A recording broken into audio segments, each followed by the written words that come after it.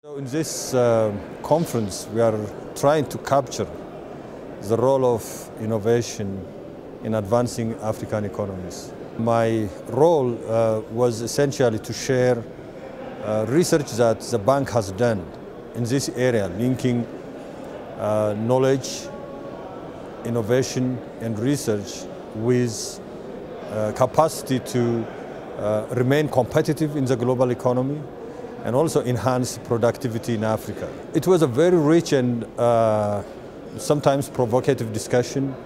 The continent has been, for instance, experiencing an outflow of billions of dollars in illegally, right?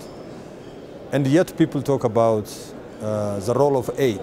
But then if we are experiencing a net outflow of resources, it's a contradiction in terms. So it's like a bucket that never fills up. The other dimension is, of course, Africa lacks skills. And it imports, it's a net receiver of skills from the rest of the world. So when you have these two facts together, then the role of innovation and knowledge becomes less effective unless resources are harnessed.